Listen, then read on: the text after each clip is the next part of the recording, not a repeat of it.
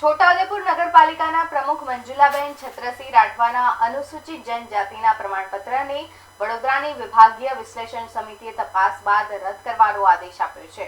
જાગૃત નાગરિક વિજય નાયકની અરજી બાદ થયેલી તપાસમાં સામે આવ્યું છે કે મંજુલાબેનના પિતા અને અન્ય 8 પિતરાઈ ભાઈ બહેનના રેકોર્ડમાં હિન્દુ ડેવર કોળી જાતિ દર્શાવેલી છે, જે એસટી કેટેગરીમાં આવતી નથી। આ જ ખોટા દાખલાના આધારે તેઓ વર્ષ 2025માં અનામત બેઠક પછી ચૂંટણી લડીને પ્રમુખ બન્યા હતા। સમિતિએ તેમના બંને પ્રમાણપત્રો જપ્ત કરીને અધિનિયમ 2018 હેઠળ કડક કાનૂની કાર્યવાહી કરવા મામલતદારોને સૂચના આપી છે, જેને પગલે હવે મંજુલાબેનનું સભ્યપદ અને પ્રમુખ પદ બંને જશે તે નક્કી મનાઈ રહ્યું છે।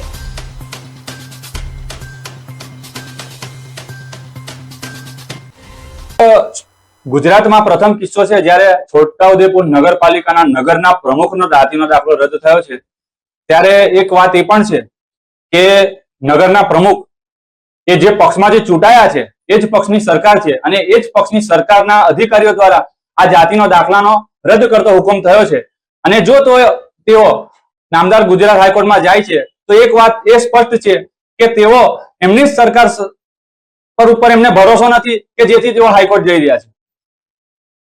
ન્યાય માટે તમામ લોકોના દરવાજા ખુલ્લા છે, પણ જો એમને સ્વૈચ્છિક જ્યારે એમની પર નગરના પ્રમુખ એમના જાતિના દાખલાના રદ બાબતનો જ્યારે પ્રશ્નાર્થ ચિહ્ન મુકાયો છે ત્યારે એમને સ્વૈચ્છિક નગરના હિત માટે એમને રાજીનામું આપી દેવું પડે અને જે ખરેખર એસટી સીટ ઉપર જે ચૂંટાયા છે એમને નગરના પ્રમુખ બનાવવા જોઈએ। નગરપાલિકાના જે હમણાં પ્રમુખ છે એમનો જાતિનો દાખલો ખોટો હોવાથી અમને શંકા હતી, એટલે અમે અરજી કરેલી।